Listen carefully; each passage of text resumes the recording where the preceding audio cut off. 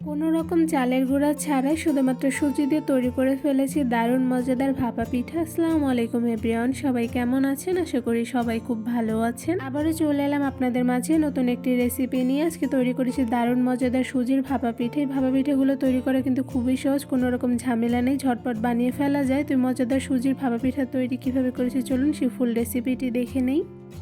সুজির ভাপা পিঠা তৈরি করার জন্য প্রথমে একটি ব্লেন্ডার জারে আমি 1 কাপ পরিমাণ সুজি নিয়ে নিয়েছি। আপনার চাইলে কিন্তু সুজির পরিমাণটা কমিয়ে বাড়িয়ে নিতে পারেন। এবারে সুজিগুলো আমি ব্লেন্ড করে নিব। সবগুলো সুজি খুব ভালোভাবে ব্লেন্ড করে নেওয়া হয়ে গিয়েছে। তো এই পর্যায়ে দেখতেই পাচ্ছেন অনেকটা পরিমাণে মিহিন করে কিন্তু ব্লেন্ড করে নিয়েছি। এবারে সুজিগুলো একটি পাত্রে বেড়ে নিব। সবগুলো সুজি একটি পাত্রে বেড়ে নিয়েছি। আর এই পর্যায়ে দেখতেই পাচ্ছেন সুজিগুলো কিন্তু একদম বেশি পাউডার করিনি, হালকা পরিমাণে দানা দানা রেখেই কিন্তু করেছি। এবার এর মধ্যে দিয়ে দিচ্ছি চিনি। এখানে আমি প্রায় 2 টেবিল চামচ পরিমাণ চিনি দিয়ে দিচ্ছি। আপনাদের স্বাদ মতন চিনির পরিমাণটা কমিয়ে বাড়িয়ে দিতে পারেন। আর সাথে দিয়ে দিচ্ছি হাফ চা চামচ পরিমাণ লবণ। এবার সুজির সঙ্গে সবগুলো উপকরণ খুব ভালোভাবে নেড়ে মিশিয়ে নিব। এবার এই সুজির মধ্যে দিয়ে দিচ্ছি গরুর লিকুইড দুধ। এখানে একদম ধোয়া ওঠা গরম দুধগুলোই আমি সুজির মধ্যে দিয়ে দিচ্ছি। এখানে আমি 1 কাপ পরিমাণ দুধ নিয়েছি। এখান থেকে অল্প পরিমাণ করে দিয়ে আমি খুব ভালোভাবে সুজির সঙ্গে নেড়ে মিশিয়ে নিব। সুজির মধ্যে অল্প পরিমাণ করে দুধ দিয়ে খুব ভালোভাবে নেড়ে মিশিয়ে নিচ্ছি। তো এই পর্যায়ে আমি সুজির মধ্যে কিন্তু একবারে বেশি দুধ দিইনি, অল্প পরিমাণ করে দিয়ে কিন্তু অনেকটা পরিমাণে পাতলা করে একটা ব্যাটার তৈরি করে নিচ্ছি। সুজির মধ্যে পুরো 1 কাপ পরিমাণ উষ্ণ গরম দুধ দিয়ে খুব ভালোভাবে নেড়ে একটি ব্যাটার তৈরি করে নিচ্ছি। আর ব্যাটারটি কিন্তু একদম বেশি পাতলাও হবে না আর অনেকটা পরিমাণে ঘনও হবে না, মিডিয়াম ঘনত্ব রেখে কিন্তু ব্যাটারটা আমি তৈরি করে নিচ্ছি। সুজির ব্যাটারগুলো একটি চামচের সাহায্যে খুব ভালোভাবে নেড়ে মিশিয়ে নিয়েছে। আর এই পর্যায়ে কিন্তু আমার ব্যাটারটা একদমই রেডি। দেখতেই পাচ্ছেন অনেকটা পরিমাণে ঘনত্ব রেখে কিন্তু ব্যাটারগুলো তৈরি করে ফেলেছি। এবার এই ব্যাটারগুলো একটি ঢাকনা দিয়ে ঢেকে একটি সাইডে 10 মিনিটের মতন রেস্টে রেখে দিব। ভাপা পিঠার পুর তৈরি করার জন্য প্রথমে একটি প্যানের মধ্যে দিয়ে দিচ্ছি কোরানো নারকেল প্রায় 2 কাপ পরিমাণ, সাথে দিয়ে দিচ্ছি খেজুরের গুড়। এখানে আমি হাফ কাপ পরিমাণ খেজুরের গুড় দিয়ে দিচ্ছি। আপনারা আপনাদের স্বাদ মতন খেজুরের গুড়টা কমিয়ে বাড়িয়ে দিতে পারেন। এবার খুব ভালোভাবে নারকেলের সঙ্গে খেজুরের গুড়গুলো নেড়ে মিশিয়ে নিব। নারকেলের পুরগুলো তৈরি করার সময় চুলার আঁচটা একদম মিডিয়াম টু লোতে রেখে কিন্তু তৈরি করে নিতে হবে। তো এই পর্যায়ে দিয়ে দিচ্ছি সামান্য পরিমাণে পানি, এতে করে কিন্তু পুরের নিচে একদমই লাগবে না, সাথে খেজুরের গুড়গুলো খুব সহজেই গলে যাবে। তো এই পর্যায়ে খুব ভালোভাবে কোরানো নারকেলের সঙ্গে খেজুরের গুড়গুলো নেড়ে মিশিয়ে নিচ্ছি। এবার এই পুরগুলো হালকা আঁচে কিছুক্ষণ জাল করে রান্না করে নিব। চুলার আঁচ মিডিয়াম টু লোতে রেখে কিছুক্ষণ সময় নিয়ে নারকেলের পুরগুলো জাল করে রান্না করে নিয়েছি। তো এই পর্যায়ে দেখতেই পাচ্ছেন নারকেলের পুরগুলো কিন্তু অনেকটা পরিমাণে রান্না হয়ে এসেছে। তো এই পর্যায়ে আরও কিছুটা সময় নিয়ে নারকেলের পুরগুলো রান্না করে নিব। বেশ কিছুক্ষণ সময় নিয়ে চুলার আঁচ মিডিয়াম টু লোতে রেখে নারকেলের পুরগুলো আমি তৈরি করে নিয়েছি। তো এই পর্যায়ে দেখতেই পাচ্ছেন পুরগুলো কিন্তু পারফেক্টলি রান্না হয়ে গিয়েছে, কারণ নারকেলের পুরগুলো কিন্তু একদম আঠালো ভাব চলে এসেছে। এই পর্যায়ে চুলার আঁচটা অফ করে আমি এই পুরগুলো একটি সাইডে রেখে দিব।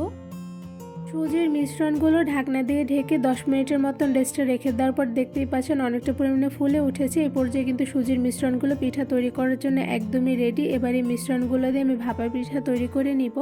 ভাপা পিঠা তৈরি করার জন্য এখানে ছোটো সাইজের একটি কাপ আর সাথে ছোটো সাইজের একটি বাটি নিয়েছি। আপনারা চাইলে কিন্তু যে কোনো মোল্ডই ব্যবহার করতে পারেন। এবারে ছোটো সাইজের বাটির মধ্যে 1 টেবিল চামচ পরিমাণ সুজির মিশ্রণগুলো নিয়ে চারো সাইডে খুব ভালোভাবে সুজির মিশ্রণগুলো ছড়িয়ে নিব। এই তো চারো সাইডে ছড়িয়ে নেওয়া হয়ে গিয়েছে। এবার ভাপা পিঠার জন্য যে নারকেলের পুর তৈরি করেছি সেখান থেকে অল্প পরিমাণে পুর নিয়ে হাতের সাহায্যে খুব ভালোভাবে গোল শেপ করে নিব। এই তো গোল শেপ করে নেওয়া হয়ে গিয়েছে। এবার এই গোল শেপের পুরগুলো আমি বাটিতে ছড়িয়ে রাখা সুজির মধ্যে দিয়ে দিচ্ছি। এখানে আমি মাঝ বরাবর দিয়ে দিচ্ছি। নারকেলের পুরের উপরে সুজির মিশ্রণগুলো 1 টেবিল চামচ পরিমাণ দিয়ে পুরগুলো খুব ভালোভাবে কাভার করে নিব। তো এই পর্যায়ে চামচের সাহায্যে চারো সাইড থেকে খুব ভালোভাবে ঘুরে ঘুরে নারকেলের পুরগুলো কাভার করে নিয়েছি। এদিকে দেখতে পাচ্ছেন খুব সহজে একটি ভাপা পিঠা তৈরি করে ফেলেছি। সেমভাবে আরও একটি ভাপা পিঠা তৈরি করে নিয়েছি। এখানে আমি ছোটো সাইজের কাপের মধ্যে 1 টেবিল চামচ পরিমাণ সুজির মিশ্রণগুলো নিয়ে কাপের চারো সাইডে সুজির মিশ্রণগুলো খুব ভালোভাবে ছড়িয়ে নিচ্ছি। সুজির ব্যাটারগুলো চারো সাইডে ছড়িয়ে নিয়েছি। এবার মাঝ বরাবর দিয়ে দিচ্ছি নারকেলের পুর। এখানে অল্প পরিমাণে নারকেলের পুর দিয়ে উপর থেকে অল্প পরিমাণে সুজির মিশ্রণ দিয়ে খুব ভালোভাবে নারকেলের পুরগুলো কাভার করে নিচ্ছি। তো এরপর যে চামচের সাহায্যে চারো সাইড থেকে ছড়িয়ে ছড়িয়ে কাভার করে নেওয়া হয়ে গিয়েছে। আর এদিকে দেখতেই পাচ্ছেন সুজির ভাপা পিঠা খুব সহজে তৈরি করে ফেললাম।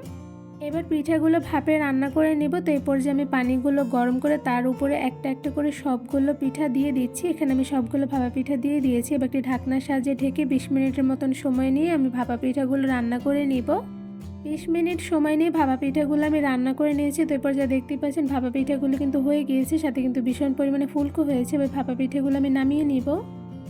একদম সহজভাবে কোনো রকম চালের গুঁড়ো ছাড়া শুধুমাত্র সুজি দিয়ে তৈরি করে ফেলেছি দারুণ মজাদার ভাপা পিঠা। এই ভাপা পিঠাগুলো তৈরি করা কিন্তু খুবই সহজ, কোনো রকম ঝামেলা নেই, ঝটপট অল্প কিছু উপকরণ তো তৈরি করে ফেলা যায়। এই সুজির ভাপা পিঠাগুলো দেখতে যেমন মাশাআল্লাহ সুন্দর হয়েছে, সাথে কিন্তু খেতে অসম্ভব মজাদারও হয়ে থাকে। আমি পিঠাগুলো আপনাদের একটু ধরে দেখাচ্ছি। তো এই পর্যায়ে দেখতেই পাচ্ছেন ভাপা পিঠাগুলো কিন্তু পারফেক্টলি কুকড হয়েছে, আর সাথে কিন্তু দেখতে খুবই লোভনীয় হয়েছে। সবগুলো পিঠাই কিন্তু পারফেক্টলি কুকড হয়েছে। এই সুজির ভাপা পিঠাগুলো কিন্তু শুধু দেখতে সুন্দরই হয় না, সাথে কিন্তু ভীষণ পরিমাণে সফট হয়েছে। আমি একটা পিঠা আপনাদের একটু ভেঙে দেখাচ্ছি অ্যাকচুয়ালি ভেতরে কেমন হয়েছে। তো এরপর যা দেখতেই পাচ্ছেন পিঠাগুলো কতটা পরিমাণে সফট হয়েছে যে ইজিলি ভেঙে যাচ্ছে, আর এদিকে কিন্তু ভিতর থেকে মাশাআল্লাহ পিঠাগুলো দেখতে কিন্তু খুবই লোভনীয় হয়েছে। নারকেলের পুরে ভরা সুজির ভাপা পিঠা দেখতে যেমন মাশাআল্লাহ সুন্দর, খেতে কিন্তু খুবই মজা। এই নারকেলের পুরে ভরা সুজির ভাপা পিঠাগুলো ঝটপট কোনো রকম ঝামেলা ছাড়াই কিন্তু ঘরে সবাইকে বানিয়ে খাওয়াতে পারবেন, যা খেয়ে সবাই খুব প্রশংসা করবে। এই মজাদার সুজির ভাপা পিঠা তৈরির রেসিপিটি আপনাদের সবার কাছে কেমন লেগেছে তা আমাকে অবশ্যই কমেন্ট করে জানাবেন। রেসিপিটি ভালো লেগে থাকলে আমার চ্যানেলটি সাবস্ক্রাইব করে ভিডিওতে বেশি বেশি লাইক কমেন্ট শেয়ার করে আমার পাশেই থাকবেন। আজকে এখানে বিদায় নিচ্ছি, সবাই সুস্থ থাকবেন, ভালো থাকবেন, আল্লাহ হাফেজ।